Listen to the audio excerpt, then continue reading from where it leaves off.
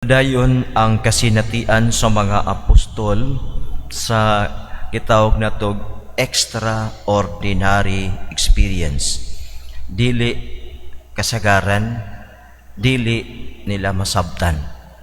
Nang sukad masukad mao pa sila makasinati nga nakakita sila og usa ka tawo nga namatay apan nabanhaw. Unya kay wa pa man kini mahitabo sa ilang panahon, naglisod sila sa pagdawat sa balita mahitungod sa pagkabanhaw sa Ginoo. Apan ang Ginoo mihatag kanila og mga timaan aron sila makatuo nga ang pagkabanhaw usa ka reality. Nagpakita siya sa makadaghan sa iyang mga tinun-an. Mikaon siya sa ilang atubangan. Gipahikap niya ang iyang lawas. Kay ang pagtuo sa mga tinun-an, nakakita sila og usa ka espiritu. Nagpakita ang usa ka espiritu kanila. Apan mingon sa Jesus, ang espiritu walay lawas og walay bukog og walay unod. Apan ako hikapa, ania, adunay lawas, adunay unod, adunay bukog. Ang espiritu dili mukaon, apan tagai ako ninyo og makaon. Kay mukaon ako og mikaon sa Jesus sa ilang atubangan, kay gihatagan siya og usa ka buok sinugbang isda. So kini nga mga butanga, moingon ta nga ang resurrection is beyond our human understanding. So the human mind has to stretch itself in order to embrace the truth, because it never happened before, so the human mind is not ready to accept the truth of the resurrection. But the truth remains, while the mind gradually stretches itself in order to understand, in order to believe what really happened to Jesus the Lord, who died but now is risen from the dead. Unya, mahinumduman nato nga ang mga tinun-an katong duha ka buok nga miadto sa Emmaus magul-anon, wala kaila sa Ginoo, bisan sila gikuyugan o gikaihinabi ni Kristo diha sa dalan, apan wala sila makaila. Apan dunay ilang na-realize o ilang nahinumduman nga while they were walking with that person nga they do not understand, they do not identify, or they did not know it was Jesus. Doon ay something that is happening in them. Sa ilang kasing-kasing migaan, unya nakasabot sila sa kasulatan. Now, ila ka nang gi-recall nga story o ilang gisulti sa ilang mga kaubanan kung giunsa nila pag-ila nga katong ilang kuyog mao si Jesus. Mingon sila, nakaila sila sa Ginoo sa iyang pagpikas-pikas sa pan. Remember nga, sa Last Supper, miingon si Jesus, buhata ninyo kini aron paghandom kanako. Katong iyang gitukod ang Eucharistia. Buhata ninyo kini aron paghandom kanako. So, Jesus has chosen the way kung unsaon siya o unsaon nga mahinumduman siya sa iyang mga tinun-an. Mura bitaw og kita mga Pinoy, sige, kana bitong graduation. Oso nga natay graduation song. Unya, when that graduation song, you heard it played outside, you remember your batchmates. Mana nga, nauso pod bitaw sa sugbo ka ng handumanan sa usa ka awit. Makadumdum ka na katong mga nakaagi og naay mga timsong. Katong mga panahon sa inyong mga kabatanon, katong mga uyab-uyab pa nga time. Tagaan dayong kag plaka nga dako kaayo.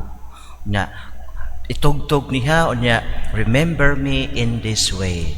Makadungog na gani ka na kanta, magkanta-kanta po kag apil. Kay there is something that is being awakened in you. Maupod na si Jesus, mingon siya nga, do not forget me. Do this in memory of me. Sa iyang gisugo nga buhaton aron mahinumduman nato siya ang santos nga Eucharistia. So in every time nga we celebrate the Holy Eucharist, let us always remember that the Eucharist is not a sign, it is not a symbol that for Jesus, but it is Jesus Himself. Jesus Himself with us, celebrating with us, speaking to us.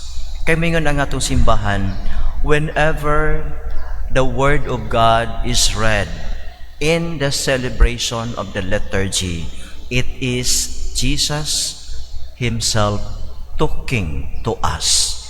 Whenever we celebrate the Holy Eucharist, it is not representing Jesus, but it is Jesus Himself in the Eucharistic celebration. Siya ang presider, main celebrant. The priest is just presiding in His behalf. Jesus is the offering, that bread, that wine. Jesus is the altar.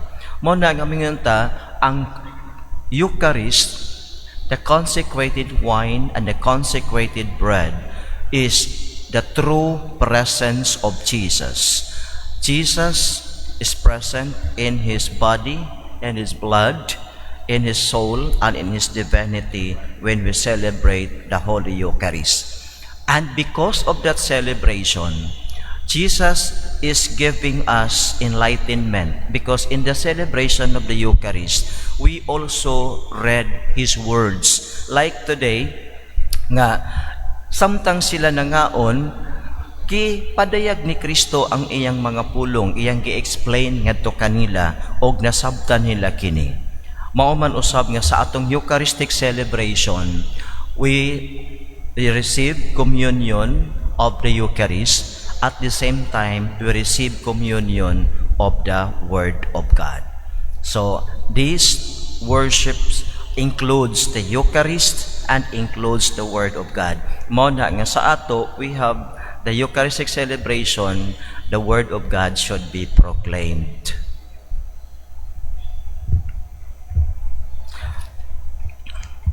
Palihog manindog, masaligon sa gugma o kaluoy sa Dios, madangop kita kaniya diha sa atong pag-ingon, Ginoo, dungga kami.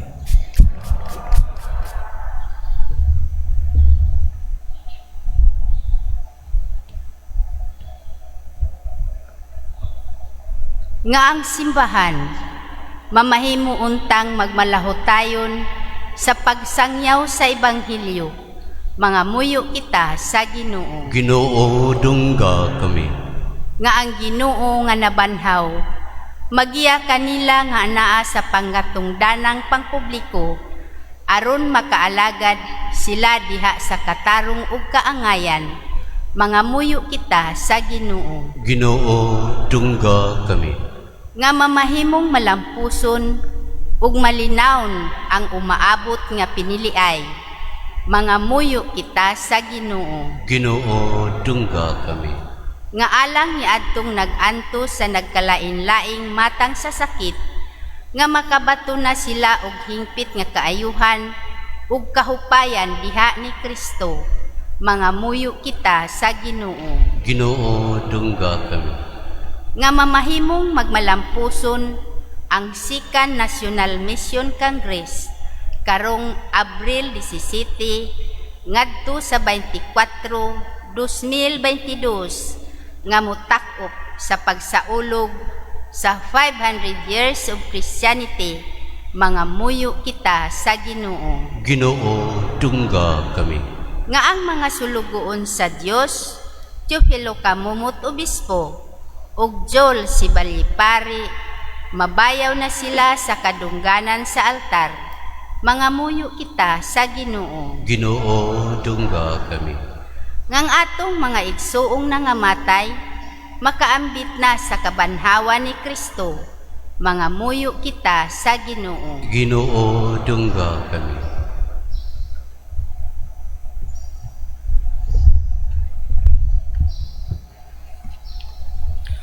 O Dios, panalipdi og tabangi kami sa imong makanunayong gugma, kami nga imong giluwas aron sa kanunay, magsangyaw kami nga malipayon sa pagkabanhaw ni Kristo.